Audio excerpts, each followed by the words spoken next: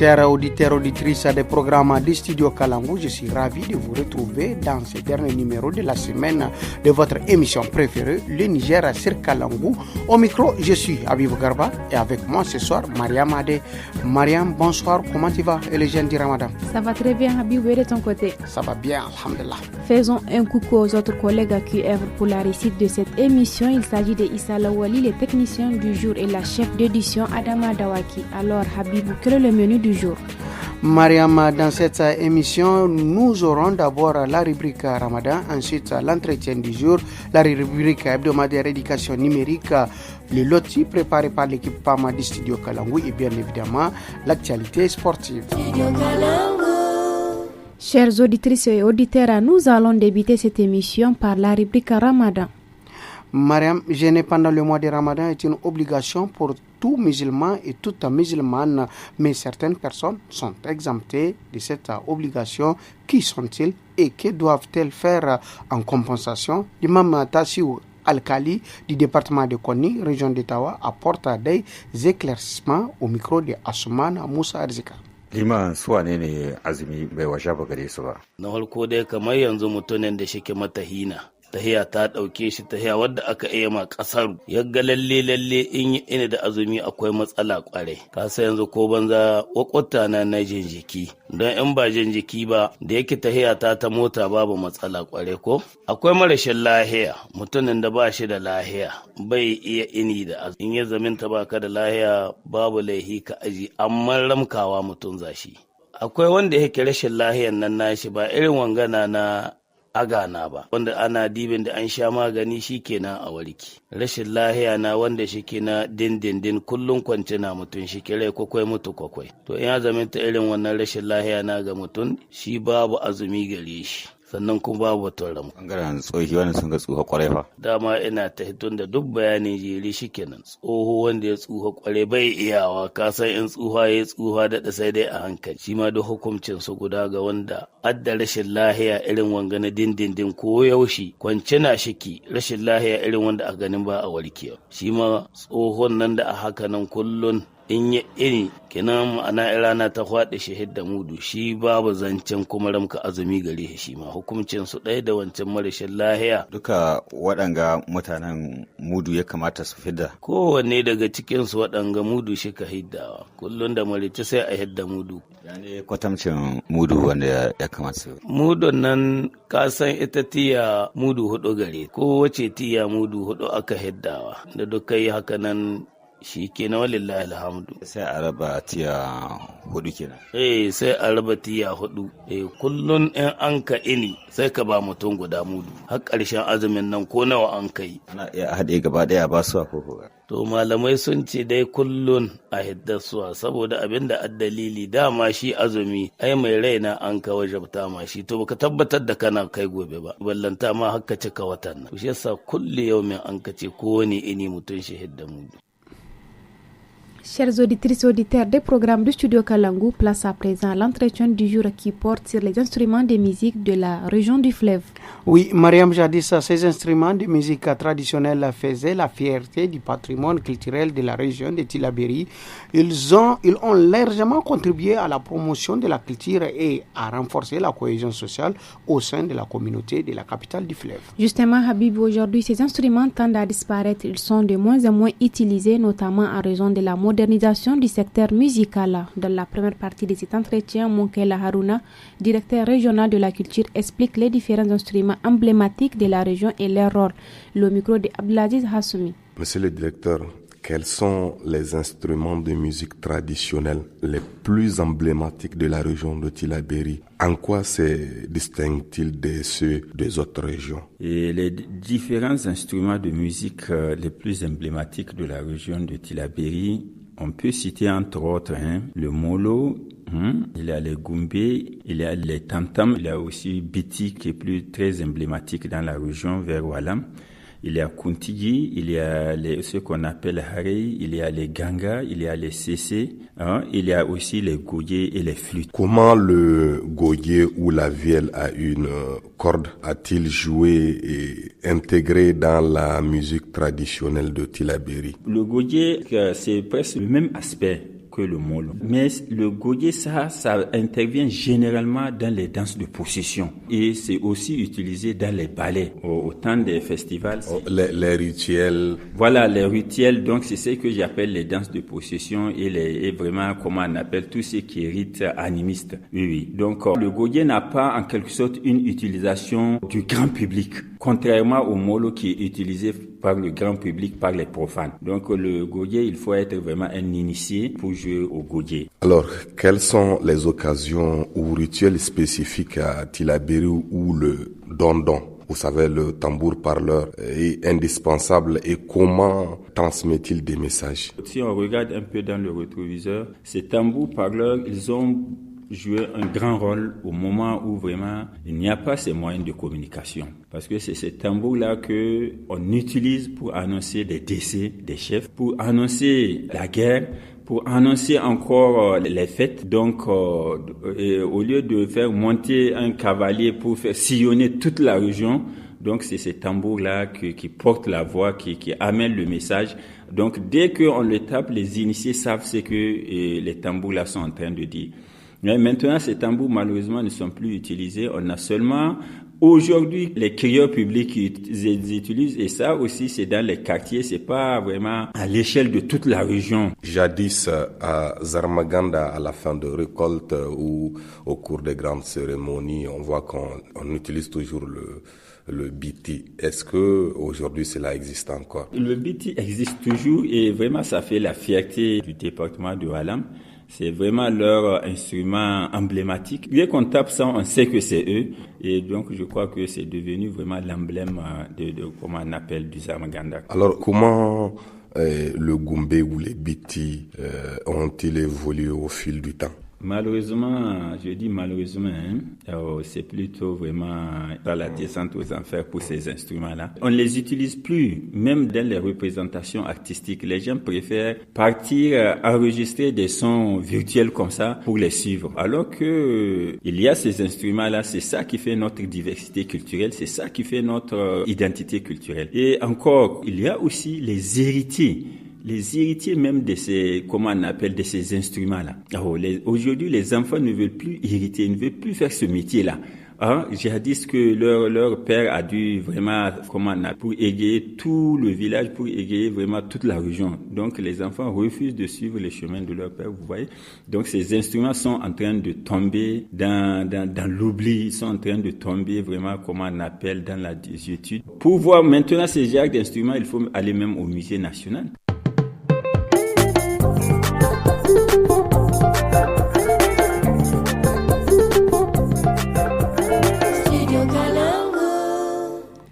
Mariam, on enchaîne avec la seconde partie de l'entretien du jour, dans laquelle le directeur régional de la culture poursuit les explications sur les instruments traditionnels propres à la région de Tillabéri. Il met cette fois-ci l'accent sur les préjugés qui entourent l'apprentissage de ces instruments par la jeune génération. Moukaila Haruna, directeur régional de la culture, s'exprime toujours au micro d'Abdelaziz Assoumi. Alors, quelle est l'histoire et l'origine du Kuntigi, ce petit luth dans la culture musicale de Tillabéri? Le Kuntigi, il a vraiment une place très profonde dans la culture de Tillabéri. C'est un instrument dans le temps fabriqué par les jeunes et joué aussi par les jeunes à la place publique. Et ils le font vraiment, c'est juste pour les liens de fraternité, pour chanter les belles filles et les hommes très braves, pour exalter les hommes braves et les belles filles. Il y a des chanteurs qui nous ont fait connaître cet instrument-là, des gens comme Badirouki, Haruna Pompazo, Nyiriso Zamganda, c'est des chanteurs qui ont utilisé cet instrument-là et qui nous ont fait connaître vraiment le Kuntigi. Alors comment les flûtes traditionnelles sont-elles utilisées dans les ensembles musicaux locaux et quels sont leurs liens avec les danses traditionnelles? Les flûtes, ça c'est ce qu'on appelle un instrument à vent. Parce que comme le molo, c'est un instrument à cordes, parce qu'il y a différentes sortes d'instruments. Si on peut revenir un peu en arrière, il y a les membraphones, comme les tam-tams sur lesquels on tape. Il y a les cordophones, c'est les instruments qui utilisent des cordes. Il y a les idiophones, forme. C'est les instruments de percussion qu'on tape entre eux et ils donnent un son. Et il y a vraiment, on vient aux flûtes qui sont des instruments à air, qu'on siffle dedans pour donner un son. Donc, et la flûte, c'est vraiment pour accompagner le chant. Quand Mundio joue sa flûte, c'est lui qui porte la chanson. C'est les chanteurs qui suivent la flûte. Oui. Donc, Mundio a donné vraiment à la flûte ses lettres de noblesse dans la région de Tillabéri. Quelles mesures sont prises par les autorités culturelles de Tillabéri pour préserver et promouvoir cet instrument traditionnel face à la modernisation? On est en train d'essayer, mais vraiment la modernisation, c'est un courant très fort auquel vraiment c'est pas facile de résister. Ici, si on prend plus particulièrement l'école de formation artistique et culturelle, il fut un temps où on a cherché un formateur, on a essayé de demander aux élèves, ceux qui sont intéressés pour jouer au molo. Et c'est dans ce sens-là qu'on a voulu promouvoir cet instrument-là à l'école de formation artistique et culturelle de Tillabéri. Donc ils ont eu ces séances de formation. C'est des métiers qui sont entourés de préjugés. Même l'école en tant que telle est entourée de préjugés. À plus forte raison, jouer à l'instrument molo si tu n'es pas vraiment un héritier ou bien s'il n'y a vraiment pas un joueur dans votre famille. Et voilà, les enfants aussi qui ont été formés, donc les préjugés là ont fait en sorte qu'ils n'ont vraiment pas compté. Présentement, les instruments sont là. Pouvez-vous citer des musiciens ou griots célèbres de la région de Tillabéri qui sont excellents dans l'utilisation de ces instruments et quelles sont leurs contributions? Il y a Badjourou. Badjourou, c'est quelqu'un qui chante, c'est un musicien et qui utilise Ontigi. Il y a Harouna Pompazo aussi, de même. Lui aussi, c'est un grand chanteur pour les belles femmes de son temps, pour les hommes braves. Il y a aussi Mundio qui est un flûtiste. Il y a Tingizi Mabo. Il y a Chimok Bambareze. Ça aussi, c'est quelqu'un de renom. Il y a Modi Kouri. Mais pourquoi les deux maisons de journée de la culture de Tillabéri portent respectivement le nom de Tingizi Mabo et de Daloise? Est-ce que c'est parce qu'ils ont beaucoup contribué à promouvoir la culture, notamment celle de la région de Tillabéri? Ils ont contribué d'une manière ou d'une autre. Mais les maisons de la culture ne peuvent que porter que le nom d'une seule personne. Pour le moment, les gens le disent, il n'y a que la maison de la culture Tingizi qui est baptisée. Alors, mais la maison qu'on appelle maison de la culture d'Aloise n'est pas encore baptisée. Mais sûrement peut-être que c'est un souhait de la population pour voir cette maison de la culture porter le nom de Daloise parce que Daloise aussi, il a beaucoup contribué à l'essor de la culture dans la région de Tillabéri. Alors, monsieur le directeur, pour finir, comment les jeunes de Tillabéri sont-ils formés à jouer ces instruments traditionnels et y a-t-il des initiatives éducatives pour assurer leur transmission aux générations futures? Il n'y a pas assez d'initiatives parce que la culture, elle est sous-financée. La culture n'est pas du tout financée parce que pour essayer vraiment d'amener les jeunes à jouer ces instruments-là, il faut bien qu'on les forme, il faut qu'on les identifie dans des manifestations et qu'on les forme. Mais maintenant, il est difficile pour nous d'avoir un centre en région. Nous n'avons pas la capacité et les moyens de former ces jeunes-là dans ces différents instruments. Parce que sinon, on va petit à petit vraiment à la disparition complète de ce patrimoine culturel. Mais avec la création, je l'ai dit tantôt, des écoles de formation artistique et culturelle, moi je crois que déjà un grand pas vient d'être franchi. Maintenant, c'est les enseignants qui nous manquent dans ces trucs-là. Parce que si on dit qu'on va former dans ces instruments-là, il faut avoir dans chaque instrument un enseignant qui peut le faire. Et aujourd'hui, on n'a pas les moyens pour les recruter. Merci, monsieur le directeur. Oui, chers auditeurs, après l'entretien du jour, à présent, nous allons écouter la rubrique Conseil nutritionniste. Actualité oblige, n'est-ce pas, Maria? Oui, Habibou, en lieu et place du Conseil nutritionniste, nous vous proposons aujourd'hui une recette culinaire du département de Gaïa dans la région de Dosso, la sauce de bissap accompagnée des pâtes de riz. Plat traditionnel sémé et de moins en moins connu de la jeune génération. Pour en savoir plus, écoutons Madame Garba Sahara Adamou qui nous explique comment préparer cette sauce à base de bissap blanc. To madan Sahara yau wace irin dahuwa ce zaki kawo mana albarkacin wannan watan da muke ciki na watan Ramadan ko mu ce watan azumi. Yau dai dahuwar da za mu kawo muku dahuwar gargajiya ce da ba kowa ba ya santa sai dai inda miya ta warau da tuwon laushi na shinkafa warau horin warau soɓo wari yau bisa kan shi ne za mu yi ɗori. To madan Sahara muna jinki.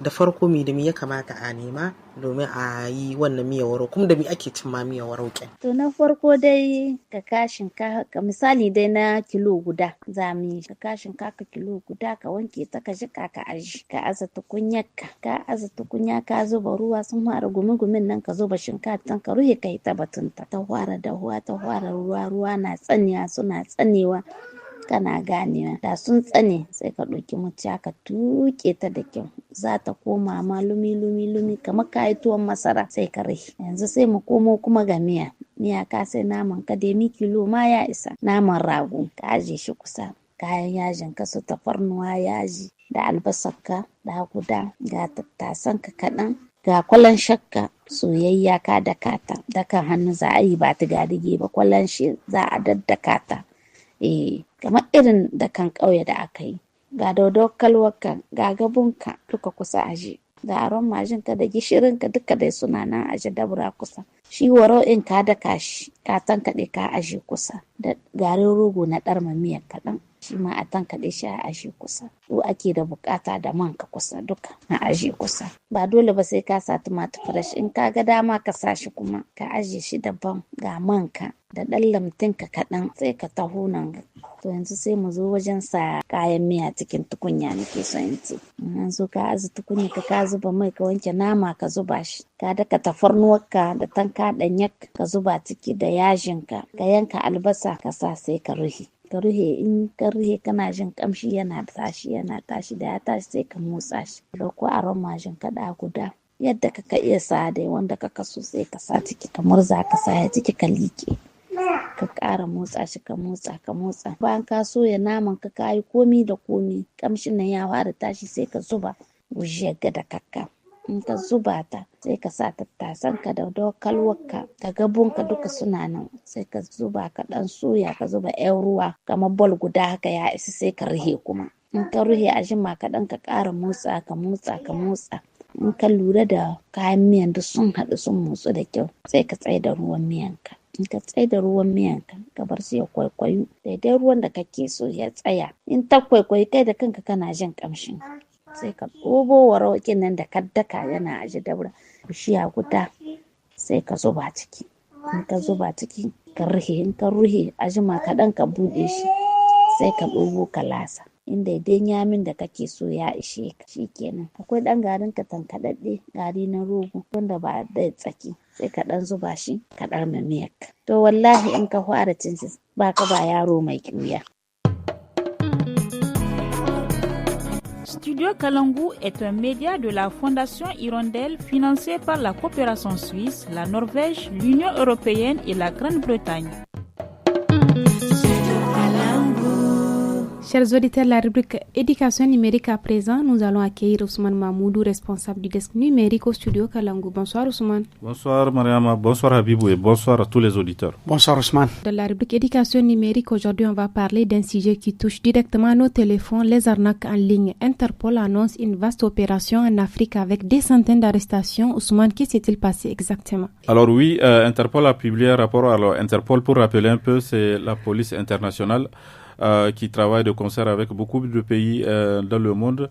Et donc, elle a communiqué le 18 février 2026 sur une opération baptisée Opération Red Card 2.0. Pendant 8 semaines, en fait, du 8 décembre 2025 au 30 janvier 2026, les polices de 16 pays africains ont mené des actions coordonnées contre des réseaux d'escroquerie en ligne. Et le résultat, c'est qu'on a 651 arrestations et plus de 4,3 millions de dollars récupérés, soit un peu plus de 2,5 milliards de francs CFA. Oui, Ousmane, merci pour vraiment ces précisions. Ousmane, vous avez parlé de 651 arrestations, c'est énorme. On parle de quel type d'arnaque concrètement? Alors, 3 grandes familles sont citées par Interpol, des arnaques à haut rendement sur des faux investissements, des fraudes liées au mobile money, donc tout ce qui concerne le transfert d'argent, et des applications de prêts frauduleux, souvent présentées comme des solutions rapides et sans condition. Par exemple, en Côte d'Ivoire, les autorités ont visé des arnaques au crédit facile via de fausses applis avec saisie de téléphone et d'autres équipements. Et au Nigeria, Interpol évoque aussi des méthodes classiques comme le hameçonnage, chaque fois qu'on vous demande par exemple de cliquer sur un lien pour gagner des mégas, ou l'usurpation d'identité et la manipulation psychologique. On a l'impression que ces réseaux se professionnalisent, n'est-ce pas? Oui, alors Interpol explique que l'opération a mis au jour des escroqueries liées à plus de 45 millions de dollars de pertes, avec plus de 1200 victimes identifiées, surtout en Afrique, mais aussi dans le monde. Il parle aussi de plus de 2300 appareils saisis et de 1442 infrastructures malveillantes mises au service, par exemple comme des adresses IP ou des domaines ou des serveurs. Alors pourquoi l'Afrique est-elle autant ciblée aujourd'hui? Parce que la numérisation va très vite. En juin 2025 déjà, j'avais fait une chronique dans laquelle Interpol en fait rappelait qu'il y a plus de 500 millions d'internautes sur le continent et que selon les réponses des pays interrogés, la cybercriminalité représente plus de 30% des crimes déclarés en Afrique de l'Ouest et de l'Est. Et le même rapport soulignait déjà que des manques de formation et d'outils dans 95% des pays interrogés. Et pour le Niger, qu'est-ce qu'on peut retenir alors d'abord, un point factuel, puisque le Niger ne figure pas dans la liste des 16 pays participants cités par Interpol pour cette opération, mais à proximité du Niger, le Bénin, le Nigeria et le Tchad sont par exemple cités dans cette enquête. Donc d'une manière ou d'une autre, des Nigériens sont aussi victimes de ces escrocs. Par exemple, au Nigeria voisin, la police a démantelé une arnaque à l'investissement. Des jeunes étaient recrutés pour du phishing et de faux placements. Plus de 1000 comptes frauduleux ont été supprimés et une maison servait de base au réseau, une maison d'ailleurs qui a été saisie. Alors Ousmane, un mot de prévention pour finir. Alors c'est ce qu'on rappelle tous les jours, les arnaques jouent sur l'urgence et la promesse facile, rendement garanti, prêt immédiat, code à partager. La règle simple, c'est de ne jamais transmettre son code secret ou un code reçu par message et de se méfier des liens envoyés par SMS également. Et si on est victime, il faut le signaler, porter plainte au niveau des autorités compétentes et garder les preuves. Tout ce qui est capture d'écran vocaux, il faut tout conserver parce que ces réseaux sont souvent transnationaux et que les enquêtes se construisent souvent aussi grâce au signalement que les uns et les autres font.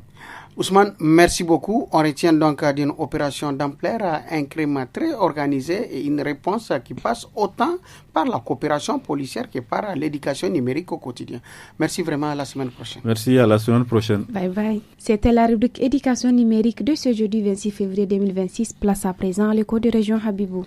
Oui, nous allons parler d'une usine de transformation d'arachide implantée dans la ville de Tiadoua, dans le département d'Agué, région de Maradi, avec une capacité journalière d'environ 30 tonnes. Elle vise à soutenir la production locale d'huile et de produits dérivés. Et pour plus de détails, écoutons la correspondance d'Ilia Moumouni.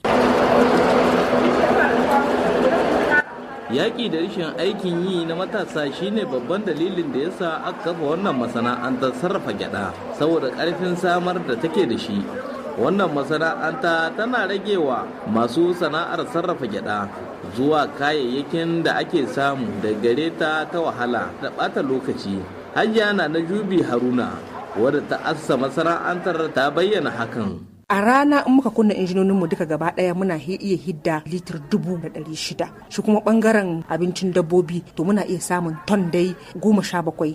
Wani abu ne wanda ya shahi kowa. Kaga ai mai sai da gujiya yana da wurin da zai sai da gujiyar shi. Ina abin da muke so al'umman mu na Maradi duka gaba daya jaha su sani shine cewa sanara ta tafi sanara ta dawo, haka dake ce mishi wanda ake bunkasa tattalin arziki na jaha gaba daya dangance da noman gujiya.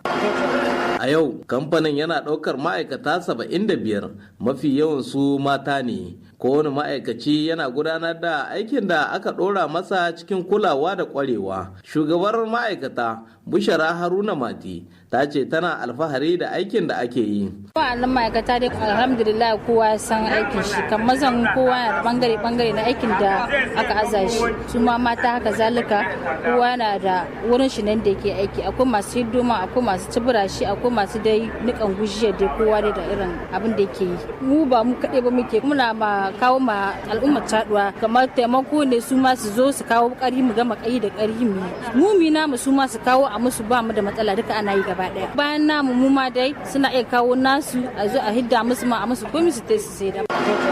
Hawa'u Idrisa mai noma kuma mai sarrafa gyada ta yaba da wannan shiri. Ta bayyana cewa masana'antar tana sauƙaƙa mata aikin sarrafawa. Yanzu ga inda za a ɓarza maka ga inda za a soya maka, kinnan an aka soya maka ga inda za a barje maka, ga mai hidda kwalhwa daban, ga inda za a bar kaɗan mai a hidda maka birji daban, laɓu daban. Ka ai sai mu ce alhamdulillah ci gaba kenan kun gani ba ma sai an ce ba. Shi yasa na ce muku farin ciki na bai masaltuwa. A Cadowa, kasancewar wannan kamfani ya faranta ran masu noma, kamar yadda mazauna yankin da dama suka bayyana. Sai dai mu ce Ubangiji Allah tabbatar da alheri a cikin wannan lamari. Ga shi kamfani Allah ya sa an yi shi muna samun man gyaɗa kuma hallau dan kamzan busashe suna amfani da shi. Gaskiya wannan kamfani a nan Cadowa ya shahe mu hawaye a mu iya mata. Ya hana mu zama haka nan. A cikin al'umma, mutane da yawa suna fatan ganin ƙarin irin waɗannan kamfanoni a Maraɗi domin rage rishin aikin yi na matasa da kuma ƙarfafa tattalin arzikin yankin.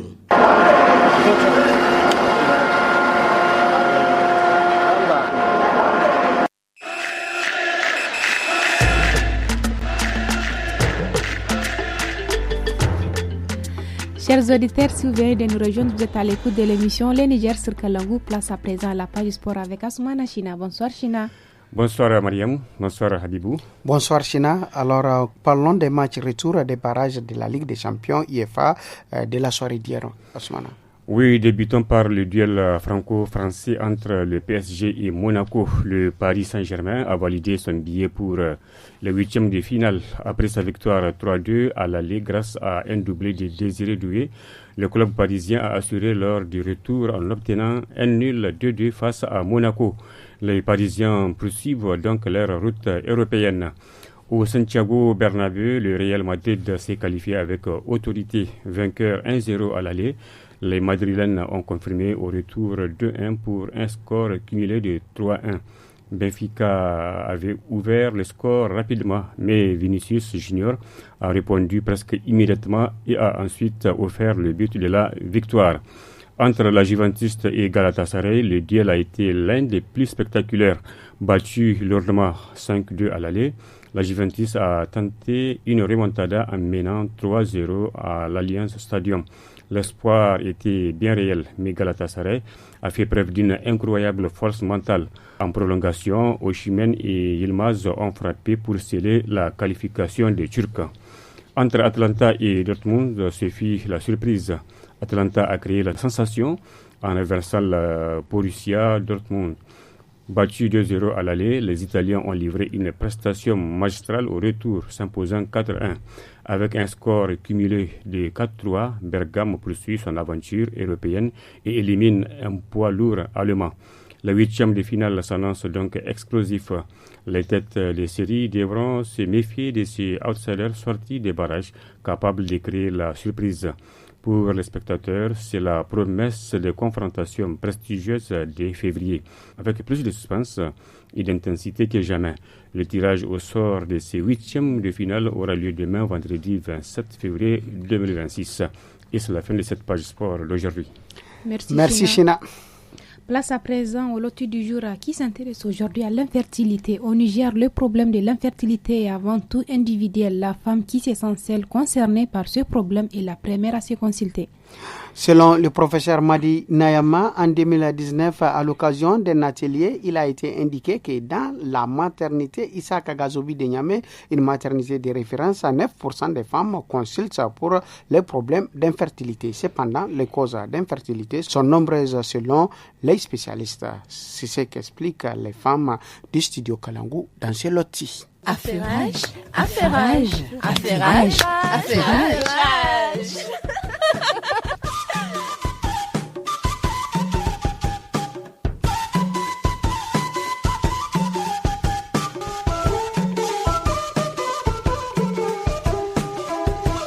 Il y a ton seau d'eau là-bas qui déborde et en plus tu as le visage entre les mains. Tu m'inquiètes vraiment. Je n'en peux plus. La vie sur cette terre n'a pas de sens. Jam, ne parle pas ainsi. La vie humaine est sacrée. Quel qu'en soit le problème, il y a toujours une solution. Parle, ensemble nous allons trouver la solution. Ça fait 6 ans que je suis mariée. Et jusque-là, je n'ai pas d'enfant. Même pas une seule grossesse. Dis-moi à présent, madame, je sais tout. Que dois-je faire? Comment vivre avec ce fardeau? Hé, calme-toi. Es-tu allé voir un gynécologue pour essayer de comprendre ce qui ne va pas chez toi? Tiens, gynécologue? Là où je suis allée là, ça dépasse les gynécologues. Ouvre bien tes oreilles. J'ai fait le tour de la médecine traditionnelle.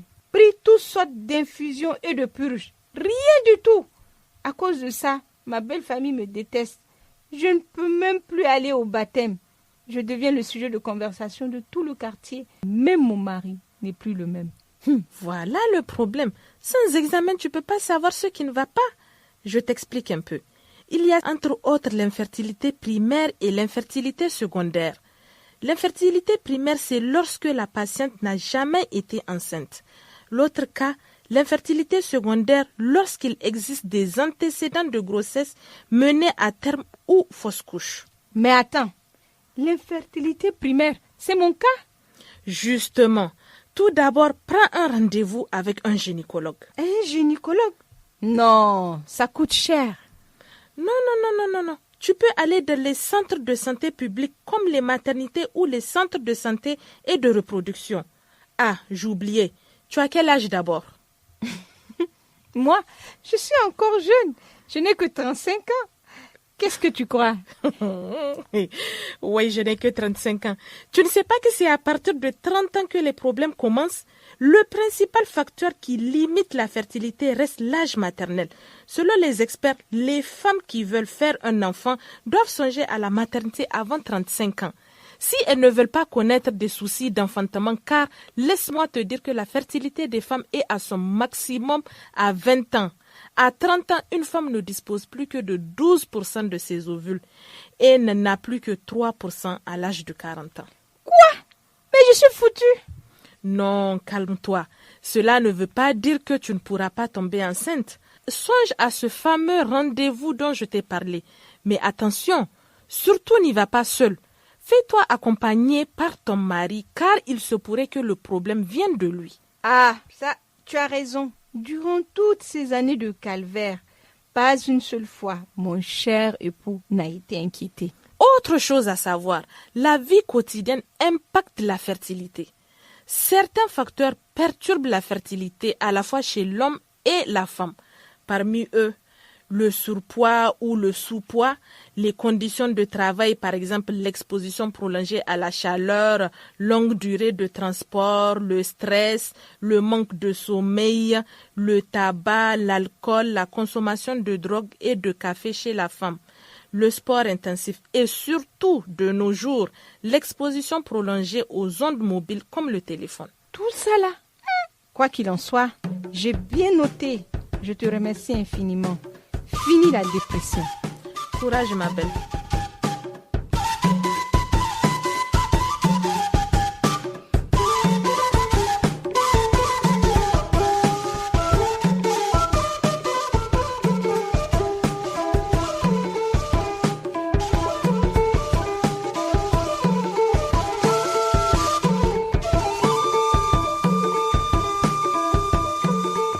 Mariam, les bonnes choses ne dirent jamais. Leihindadi Karewa, Kanita Logetikanagban. Nous sommes à la fin de notre émission Le Niger sur Kalangu. Au micro, c'était Mariam Adé et moi-même Abibou Garba. La technique a été assurée par Issa Lawali. À l'édition, c'était Adama Dawaki. Excellente soirée à tous et à toutes et bonne rupture. Bye bye.